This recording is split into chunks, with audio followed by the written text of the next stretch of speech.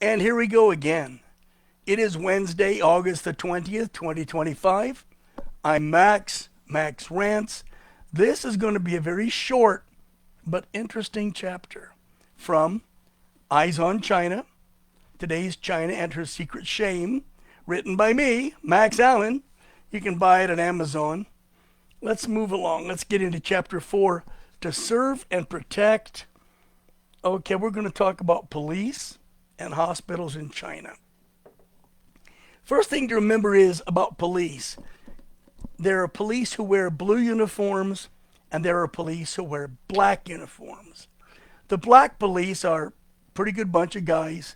Their whole idea is justice, fairness, honesty. In fact, to be a black policeman, you have to have been a soldier for so many years. You apply for it, they compete for the jobs. These guys, they're the kind of cops that every country likes to have. Then you have the blue policemen, the guys who wear blue uniforms. What a bunch of slugs, thugs, ne'er-do-wells, and people who got in through nepotism or bought the job. Well, we're going to talk about them in this little story here. A key thing about Chinese people is the words, "It's not my business." I mean, I was watching one time, standing outside on the street corner with some friends, and I saw an old woman. She was being basically pushed around by two young men, a couple of young thugs. They were just pushing her, like, I don't know, like she was a rag doll, kept tossing her around, laughing and giggling. And okay, before I can do something, I'm noticing right there, not even 20 feet away, looking out the window, is a blue police station. And there are blue cops sitting there. They cannot have missed it. And they're sitting there. You got a crowd of people gathering around, nobody wanting to do anything about it. You know, a bunch of basically slack-jawed gawkers. Well, I don't want to get involved. And they're watching these kids push her around. Nobody's doing a damn thing, okay? So it gets to a point, and I make the mistake of getting involved. I stepped in, nailed one kid in the side of the head with a punch. He went down like a sack of rice on a loading dock and didn't move. The other kid, when I turned to him, ran like a scalded dog. And people in the crowd, oh, they were cheering me on. None of them did a damn thing. They're cheering me on, and they're amazed. Oh, it's a foreigner. Oh, my God, well, that's why. You understand something? It's that way in America, too, except I would hope to think that if we had a police station within 20 feet or less of this crime with cops looking out the freaking window, they'd have done something about it. Not in China. Well, I was rewarded for my actions. I really was. It was only after the little bastards ran away and I gave the woman her purse back and everything was breaking up that the cops moseyed on out and arrested me. All right, they said, you're not under arrest, you're being detained. That's the same word play, the same word salad that American cops use all too often. Well, I was detained. Okay, whatever they want to say. These cowardly boys in blue only came out when it looked like it was safe. Well, I spent about 3 hours in the station being asked why I attacked these Chinese boys. The kids were gone. No one knows where they are, or if they did, they're not telling. But I'm being questioned because I dared hit a Chinese person.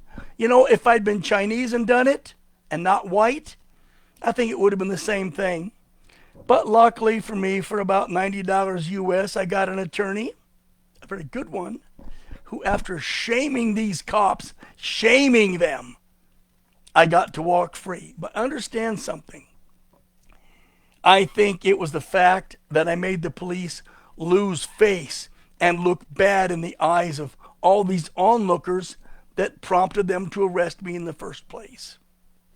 I mean, understand, the onlookers, they cheered me. They said, yay, baby, good. And they were jeering and peeing, if you will. They call it's a noise. They go, pee, pee, pee. toward the police, an imitation spit. They did not like the cops. They liked me. And the cops obviously felt shamed beyond what it is to be a porky, out of shape, lazy ass. I got the job without training because my brother is one, blue police. Again, I got a good lawyer. I got out. But I was also informed by the court in no uncertain terms that saving a life or helping the helpless is not tolerated in China. And that if I do this again, I could well open myself to jail time. You understand that? That's in the code. The results of practicing chivalry on any scale could well culminate in my deportation, incarceration, a good sound beating, one of which I have had in the past. The laws are so written as to discourage anybody, anywhere in the land. This is a country where life is cheap anyway, to discourage them from helping anybody else in anything other than a casual setting. Oh, you dropped a bag? I can pick it up for you.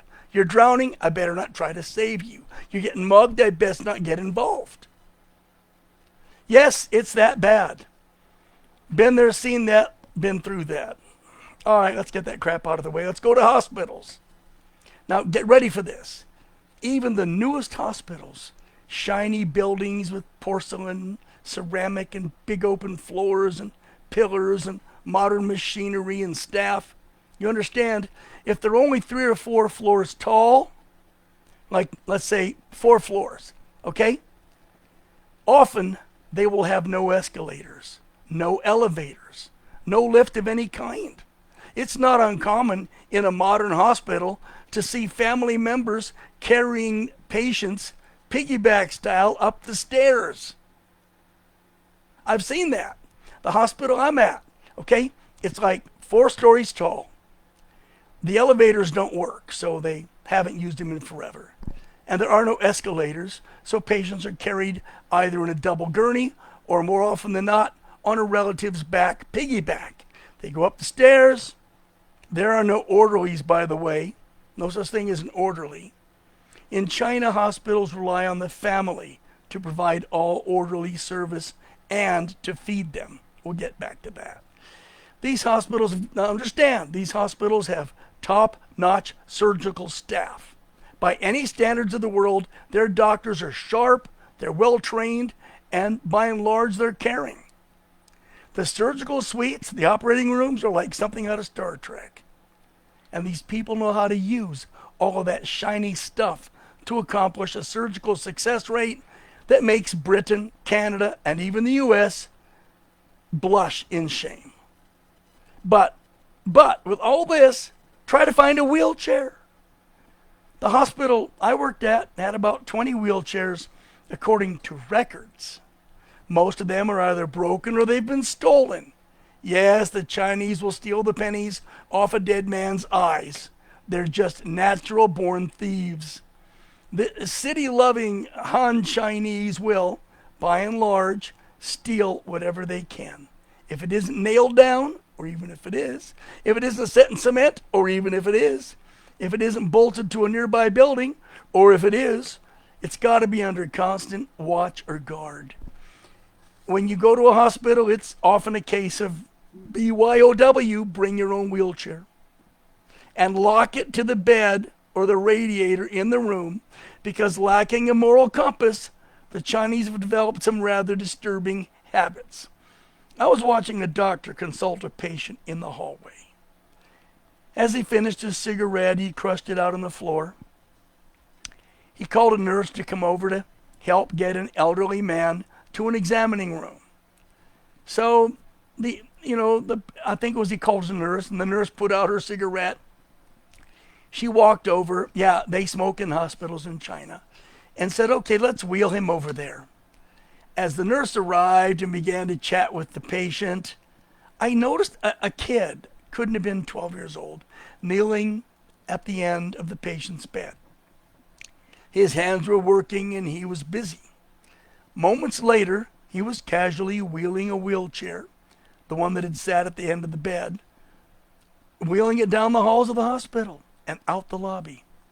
So smooth was his appropriation of this wheelchair, I thought it was his.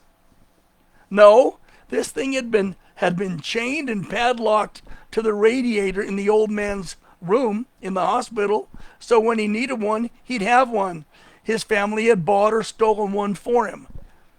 This kid got down there, undid the padlock, took off the chain, and then locked the padlock back onto the chain again. Don't know why.